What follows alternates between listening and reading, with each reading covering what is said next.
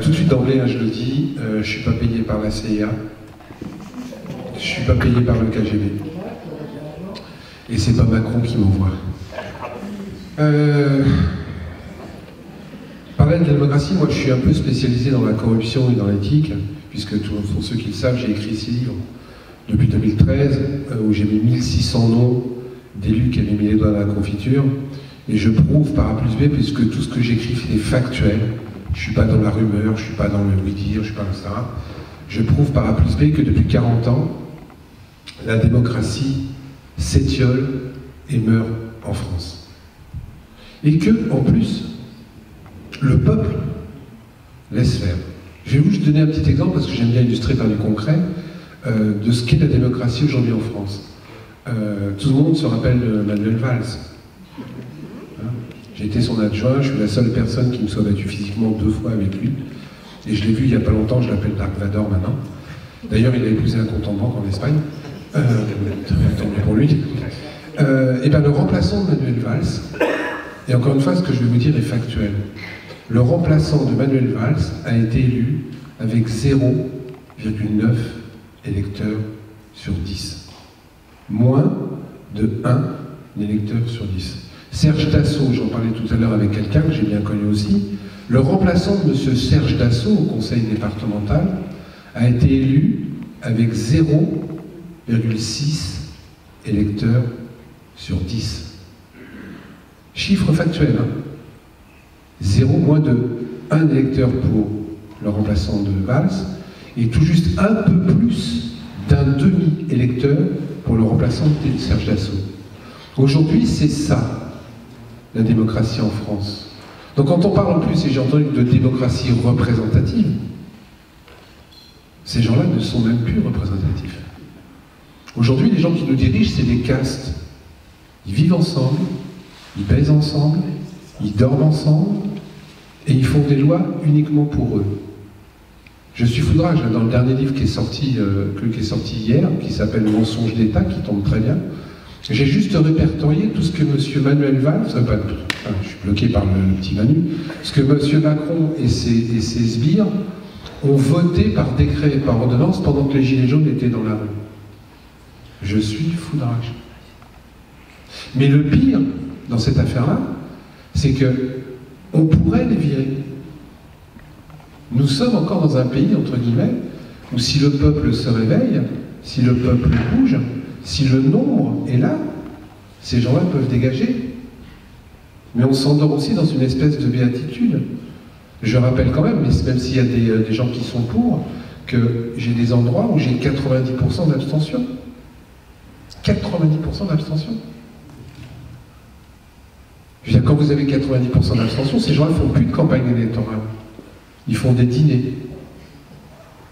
J'ai des sénateurs, et même si c'est une élection indirecte, qui sont élus avec 11 électeurs. Ce que je vous dis est factuel. Hein. Et nous, on laisse faire. Et nous, on regarde.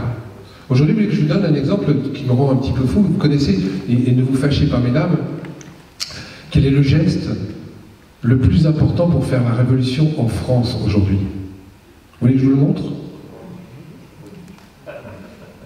Non, non, je like. Je like. C'est-à-dire qu'une fois que j'ai appuyé sur mon bouton de Facebook pour liker, j'ai l'impression d'avoir fait ma révolution. Il va falloir qu'on se réveille. Moi, je vous dis, j'ai lancé il y a 5 ans une pétition pour que les élus aient un casier judiciaire B2 pour pouvoir se présenter à une élection. Un jour, j'ai découvert que la seule catégorie c'est pas professionnelle, non, qui n'avait pas besoin de présenter un casier pour travailler, pour s'être élu, c'est les élus. Pour être comptable, il faut un casier vierge. Pour être journaliste, il faut un casier vierge. J'ai référencé moi-même 396 métiers où tu dois présenter un casier judiciaire. Vous vous rappelez, vous connaissez tous Clint Eastwood? Clint Eastwood, il a fait un film biotique il n'y a pas longtemps, dans le nord de la France, où il a refait le truc de l'attentat des 3 mecs là, qui avaient sauvé, etc. Tous les figurants du film ont été obligés de présenter un casier judiciaire vierge. Par contre, pour être élu, non. Et bien, pour la petite histoire, parce que je vais faire court, parce que j'ai que 20 minutes, en 5 ans, j'ai récupéré 245 000 signatures. Ce qui est déjà bien. Tout le monde est d'accord. Vous êtes tous d'accord dans la salle? Qu'il y a quelqu'un qui n'est pas d'accord dans la salle pour qu'un élu ait un casier judiciaire vierge en se présentant? Il y en a? Oui, l'ensemble des gens sont contents. 245 000 signatures en 5 ans. Je jette un chat contre un mur. 5 millions de signatures en 2 jours. 3 brigades de citoyens qui se montent pour retrouver la graisse du mécréant qui a jeté le chat contre le mur. J'ai quand même un problème entre la surface et la profondeur. Je le dis toujours, et je comprends que les gens marchent en arrière. Je l'ai dit tout à l'heure. Une dictature, il n'y a pas besoin de règles. Une démocratie, il y a beaucoup de règles. Et les gens ne sont pas forcément prêts à accepter les règles. Ou plutôt s'ils les acceptent, mais pour les autres. C'est-à-dire que moi je veux bien vivre à la campagne, mais je veux mon carrefour à 5 minutes. Il y a un moment, il faut qu'on se pose des propres questions. On peut se débarrasser d'un certain nombre d'élus. Il y a encore un truc qui s'appelle, et je sais qu'il y a des gens qui n'ont pas été d'accord, il y a encore un truc dont on peut se servir aujourd'hui, puisque nous sommes dans une société médiatique, qui s'appelle le bulletin blanc. Aujourd'hui, les élus vous expliquent que vous n'êtes pas content, n'allez pas voter, vous avez la peste et le choléra, n'allez pas voter. Si, allez-y, mettez un bulletin blanc. Quand il y aura 90% de bulletins blancs dans l'urne, pour 10% de bulletins pour les candidats, ils seront obligés de changer la loi. Parce que ça se verra. Parce que ça se verra vraiment. Et aujourd'hui, ça ne se voit pas. Aujourd'hui, nous ne sommes pas assez nombreux dans la rue. Tout le monde délègue le pouvoir de manifester, le pouvoir de ne pas être content à d'autres personnes. Je reviens juste sur le bulletin blanc parce que c'est important pour moi. C'est pour moi aujourd'hui la meilleure façon de comptabiliser notre mécontentement. Se servir du système pour casser le système. Se servir du système pour casser le système. Donc, quelle est la meilleure façon de dire je ne suis pas d'accord pour la peste, je ne suis pas d'accord pour le choléra? C'est de se servir du système. Voilà. Et après, ces gens-là ne seront peut-être encore élus, mais ils ne seront plus du tout représentatifs de nous. Et on va pouvoir commencer à leur dire hé, bonhomme, camembert, hein, tu as vu le nombre de bulletins blancs pour que tu ne sois pas élu? Tu as été élu quand même parce que la loi que tu as votée aujourd'hui, elle te favorise. Mais regarde, aujourd'hui on ne sait pas. Les gens qui ne vont pas voter, et encore une fois, ce n'est que mon avis personnel. Tu peux être mort, tu peux être malade, tu peux avoir déménagé, tu peux ce jour-là avoir eu un accident, t'emmener ta fille à l'hôpital, tu n'as pas pu aller voter. Donc c'est pas comptabilisable. Donc si je me rends dans l'urne et que je mets un bulletin blanc ou un bulletin nul, c'est comptabilisable. C'est juste mon avis personnel pour quelque part avoir les solutions pour arriver à changer les choses. Je ne dis pas que c'est la meilleure. Je dis que c'est une des pistes de travail. Tout ce qui fait changer le curseur de l'injustice sociale et de l'injustice fiscale, moi je le prends. Aujourd'hui, ce que vous voulez monter, moi je suis admiratif de ce que fait Pascal et quelques autres, je ne peux être que pour. Je ne suis pas sûr que ça soit la bonne solution. Je dis qu'au moins par rapport au bordel qu'on a aujourd'hui, par rapport aux menteurs qui nous gouvernent, par rapport aux voleurs qui se mettent en place, par rapport à la mafia, j'ai les preuves aujourd'hui qu'une mafia sous-jacente est en train de se mettre en place si elle n'est pas déjà en place pour nous gouverner. C'est eux qui font les lois.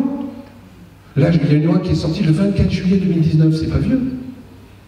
C'est pas vieux, 24 juillet 2019. 1 milliard de réduction d'impôts sur les entreprises. C'est génial. Il paraît que ça va ruisseler. Moi, je pense que ça va ruisseler dans leur poche. On a toutes les preuves en plus de ça. C'est ça que je ne comprends pas. C'est-à-dire que quand on a réduit la taxe, la TVA sur la restauration, ça devait créer des millions d'emplois. Que dalle. Quand on a regroupé les communes, ça devait favoriser les économies, ça devait favoriser la proximité. Avant-hier, il y a un rapport de la Cour des comptes qui est sorti, qui dit que les fusions des communes, ça coûte encore plus cher. Quand est-ce qu'ils vont arrêter de se foutre de notre gueule? Quand est-ce qu'ils vont arrêter de nous mentir? Aujourd'hui, c'est grave en plus aujourd'hui. Je le dis souvent, qu'est-ce qui se passe aujourd'hui? On est en train de casser le code du travail. On casse la sécurité sociale. On casse les hôpitaux. On casse l'enseignement. Vous avez vu la nouvelle loi sur l'enseignement? Elle est géniale. Il y a des enseignants dans la salle? C'est super la loi confiance, hein? En plus, c'est machiavélique, parce que comment tu vas aller manifester? Je suis contre la loi confiance. Ça sonne mal. Et le pire dans cette loi, l'article 1, je parle sous ton contrôle, qui dit que si un enseignant a le malheur d'émettre un avis en dehors de ses heures de travail, il peut être convoqué par le rectorat et se faire taper sur les doigts. Mais c'est quoi cette société? Cette société où aujourd'hui on te met en prison, parce qu'être en garde à vue pour moi c'est être mis en prison, même si t'as rien fait. Même si t'as rien fait. J'ai un ami, moi il a eu une amende de 135 € parce qu'il avait une cravate jaune. 135 €. Il n'avait rien plus. Mais c'est quoi cette société? C'est quoi ce pays dont on disait que c'était les droits de l'homme, où on se permet de donner des leçons à d'autres pays soi-disant émergents, soi-disant antidémocratiques, et nous on fait pire dans notre pays? C'est quoi cette société où, je le dis, et je vous l'annonce, écoutez bien, dans quelques mois, tout va aller mieux. Tous les voyants vont passer au vert. Et je vous jure qu'il y a des gens qui vont le croire en plus. Mais c'est évident. Aujourd'hui déjà, dans les conseils des prud'hommes, il y a moins 72% de plaintes. Moins 72%. Les prud'hommes, ça va bien. Mais c'est évident, puisque maintenant les gens savent que s'ils vont au prud'homme, ils vont payer plus d'avocats que ce qu'ils vont récupérer comme prime de licenciement. Donc les gens n'y vont plus. La sécurité sociale va bientôt repasser au vert. Mais oui, monsieur, les médicaments sont de moins en moins remboursés. Il te faut 6 mois pour avoir un rendez-vous chez le médecin. Moi, je l'ai fait l'expérience, tu t'es ton généraliste, on te donne rendez-vous 4 mois après. Mais monsieur, j'ai un cancer en phase finale. C'est pas grave, reviens dans 4 mois. Donc les gens ne vont plus se faire soigner, puisqu'ils ne peuvent plus payer les soins. Donc la sécurité sociale va aller mieux. Vous allez voir économiquement. Et je ne vous parle pas du code du travail. Puisque comme le code du travail est cassé et qu'on peut licencier quelqu'un aujourd'hui, sous n'importe quel prétexte, toi, tu veux pas coucher avec moi? C'est pas grave, t'inquiète pas, tu dis non, tu me connais pas. C'est pas grave, t'inquiète pas, je provisionne 20 000 € et je te vire l'année prochaine sans problème. Et puis comme en plus dans mon entreprise j'ai un bon avocat, c'est même pas 20 000 € qu'on va te donner, c'est à peine 5 000. Ça fait 30 ans que tu bosses dans la boîte. Toi, t'as un petit peu trop défendu tes copains? Pas grave. Je provisionne 20 000 €, on t'en versera que 5 000 et l'année prochaine je te vire parce que t'as des chaussures jaunes. J'aime pas le jaune en ce moment. Et bien qu'est-ce que ça fait? Ça fait que les gens de plus en plus ferment leur gueule. Ça fait que les gens de plus en plus ont peur.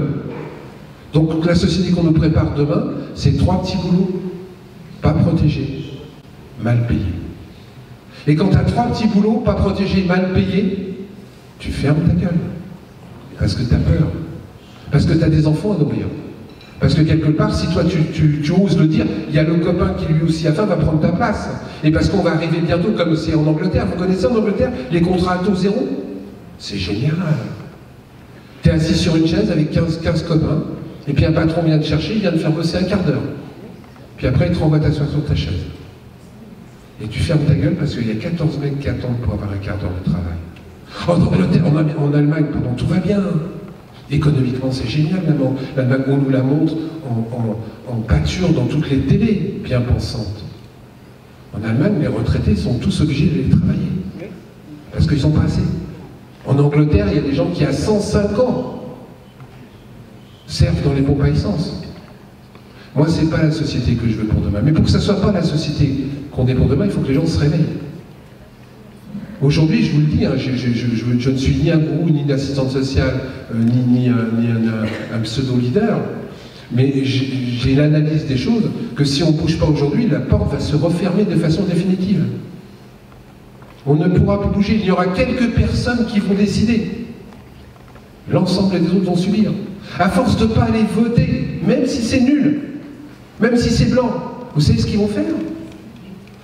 Pour lutter contre l'abstention, eh bien, ils vont vous proposer le vote électronique. Et puis, vous allez être d'accord. Mais si, madame, parce que c'est pas le dimanche, t'as pas besoin de te déplacer.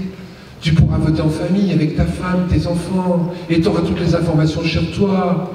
Et puis, t'inquiète pas, c'est sécurisé. Moi, je vous le dis, hein, le jour où ils mettent en place le vote électronique pour lutter contre l'abstention, la démocratie, elle est morte. Parce que c'est derrière l'écran que ça va se passer. Même si vous dites, mais vous inquiétez pas, maintenant, il y a des trucs, des blogs, machin, qui font, non, non, c'est facile à truander derrière l'écran. J'ai les preuves aujourd'hui, et je ne parle jamais sans preuve, que 90% des élections par électronique sont truandées. J'ai les preuves. Vous êtes derrière l'écran, 49-51, ça ne vous plaît pas? Allez, mais j'inverse. Qui sera responsable? Nous. Nous parce qu'on les aurait laissés faire. Nous parce qu'on ne sera pas assez descendus dans la rue. Nous parce qu'on n'aura pas monté nos conseils citoyens, on n'aura pas monté nos assemblées citoyennes qui font qu'on décide ensemble de ce qu'on veut pour notre société. Et on ne veut pas que ce soit ces gens-là qui décident pour nous. Et même s'ils décident pour nous, il faut qu'on puisse les contrôler. Moi, je suis plus pour renforcer tous les contrôles. Parce qu'à un moment donné, c'est vrai, j'ai pas forcément moi envie, toutes les semaines, de me pointer dans une assemblée pour décider où je vais mettre le tube, où je vais mettre le machin, etc. etc. J'ai envie d'avoir des gens de confiance. Mais Pascal l'a très bien dit tout à l'heure, et moi j'en ai connu plein. J'ai connu les traits, les Hollande, les machins. Ils étaient vachement bien au début. Valls, il était vachement bien au début. C'est après que ça se gâte. Moi, le premier, quand j'ai été élu, je peux vous assurer, c'est vachement facile de tomber. Parce que la soupe est bonne. J'ai 65 ans maintenant, j'ai été voir il y a 4 ans pour prendre ma retraite, j'ai 15 ans d'élu bien payé, moi. 15. J'ai quasiment autant de points IRCANTEC avec 15 ans d'élu, payé pas grand-chose, parce que j'étais maire adjoint et conseiller régional, que depuis l'âge de 14 ans où je travaille. J'ai dit à la dame, mais il n'y a pas une erreur de zéro là? La soupe est vachement bonne. Et c'est pour ça que les mecs qui changent. Donc là aussi, il va falloir qu'on se change. C'est-à-dire que quand tu deviens élu, c'est pas pour se servir, mais c'est pour servir. Mais il faut aussi que nous, on contrôle ces gens-là. Le premier mec qui déconne, on l'assassine. Et quand je dis qu'on l'assassine, c'est pas physiquement. Tu dégages. Comment ça se fait qu'aujourd'hui, tous les métiers en France, tu peux révoquer la personne. Le journaliste qui travaille pas bien, tu le vires. Le comptable qui ne vient pas bien, tu le vires. Un élu, tu peux pas. On te dit, c'est le bulletin de vote. Et le mec te dit, je suis élu, donc je suis pas coupable. Je suis réélu, donc je suis innocent. Et qui mettent leur condamnation sur le bulletin de vote, qu'on le sache, moi. Et que les gens se rendent compte. Moi, un type qui a détourné de l'argent, je ne vote plus pour lui. Un élu qui a touché une nana ou un gosse, je ne vote plus pour lui. Eh ben non, madame, aujourd'hui, il y a des élus qui ont touché des nanas qui sont élus royalement. Et je me pose la question. Parce que dans ces élections, il y a bien des femmes qui ont voté pour lui. Ou pour elle. Parce qu'il y a aussi des nanas qui touchent des mecs maintenant. C'est pas seulement les mecs. Donc on est aussi coupable. Moi je suis foudrage, j'ai plusieurs cas d'élus que j'ai mis dans mes bouquins, qui ont fait des choses pas bien avec des femmes. J'en ai un qui était à poil dans la mairie tous les samedis. Je vous jure que c'est vrai. Il gardait que ses chaussettes. Si, je vous jure, vous le connaissez? Je vous jure que c'est vrai. Ce mec-là, il a été condamné, ça a été le combat de 8 femmes, etc., etc., etc. Le mec se représente aux élections, je vous la fais courte, il est élu au premier tour. Qui est con? Il n'y a pas que les hommes qui ont voté pour lui. Par contre, dans d'autres circonstances, si jamais tu pinces les fesses à une femme, tu te retrouves au pilori, on met ton nom, t'as 3 procès, et balance ton porc, vas-y, quoi. Moi, je trouve qu'il est plus important de ne pas réélire ces gens-là. Nous sommes encore des pays où on peut le faire. Pourquoi on le fait? Et là, qu'on ne dise pas que c'est toujours l'autre. C'est nous qui sommes coupables. Virons ces gens-là. On peut le faire. Mettons à la place, si on ne peut pas faire autrement, dans un premier temps, si les maisons citoyennes ne peuvent pas se compter, si les assemblées citoyennes, mettons déjà en place des élus honnêtes. Et si on n'a pas d'élus honnêtes à voter, votons blanc. Refusons. Tout en baisant le système, on le baisse par l'intérieur. Je ne veux pas de la peste, je ne veux pas du choléra. Mais j'ai quantifié mon mécontentement. Je sais qu'il y a plein de gens qui ne sont pas d'accord et qui disent que les élections, ça ne sert à rien. J'en ai un représentant à côté. Je respecte son avis. Mais moi, j'essaie toujours d'être pragmatique. Je dis que le système, il faut d'abord le niquer par l'intérieur. Quand tu peux pas, quand tu es devant un mur et que tu tapes, il faut que tu creuses en dessous, il faut que tu passes par la fenêtre, il faut que tu passes au-dessus, mais tu te démerdes pour casser le mur. Le mur, il ne tombera pas tout seul. Et la meilleure façon de faire tomber le mur, c'est de se démerder pour que le ciment ne soit pas bon. Donc le ciment, pour que dans une élection soit bonne, il faut que ton bulletin de vote, il ne corresponde pas à ce qu'ils attendent. Moi, je suis malheureux de voir qu'il y a des gens qui sont élus avec 0,9 électeurs sur 10. Parce que ces gens disent, moi je suis élu et représentatif de la population. Petite, et je vais terminer là-dessus, parce que je peux vous parler pendant 4 heures, mais on m'a dit que fallait que je fasse court. Pour la première fois depuis 1958, il y a eu 9% de blancs et de nuls sur l'élection présidentielle de M. Macron. Ça s'était jamais vu. D'habitude, c'était 4-5%. Ils se sont vite dépêchés de ne pas en parler. Parce que 9% de blancs et de nuls sur l'élection de M. Macron, c'est la moitié. Il a été élu au premier tour avec 17%. Donc au deuxième tour, c'est le vote anti-Macron, anti-Marine, etc., etc. pour moi. Donc il a été élu avec moins de la moitié des votes, en plus des votes blancs nuls. Ils ne veulent pas que ça se sache. Imaginez qu'il y ait eu 17% de voix pour Macron et 25% de blancs et de nuls dans l'urne. Est-ce que vous pensez que le président serait crédible aujourd'hui? Il ne serait pas crédible. Nous avons notre démocratie et notre possibilité de mécontentement, dans un premier temps, entre les mains. On ne sait pas s'en servir parce qu'on se laisse manipuler. Moi, je suis foudrage, il faut que les gens se rechoisissent. Tout le monde sait aujourd'hui que l'huile de palme est dégueulasse. Tout le monde continue à acheter du Nutella. Vous vous souvenez le truc où on a vu le moins 75% sur le Nutella où les gens se battaient? Aujourd'hui, on sait que c'était volontaire. Intermarché, dans les 2 mois qu'on suivi, a fait 6% de plus de chiffre d'affaires. Donc vous voyez un truc comme ça, vous trouvez ça dégueulasse? Il y a des gens qui ont trouvé ça bien dans la salle? Eh bien, Intermarché, 6% de plus de chiffre d'affaires. Moi, ça me pose question. Moi, je vous le dis, j'achète plus de Nutella. Je suis parrain d'une association que je vous conseille parce qu'il faut redevenir acteur de ces actions.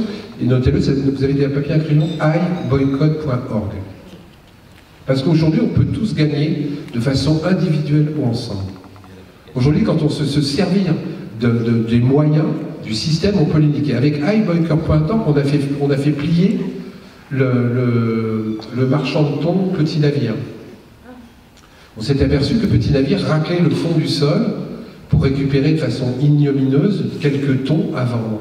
Nous avons été 50 000 à envoyer un simple mail de chez soi, au patron des boîtes de thon Petit Navire, en lui disant: si vous continuez à racler le sol comme ça, nous achetons une autre boîte de thon.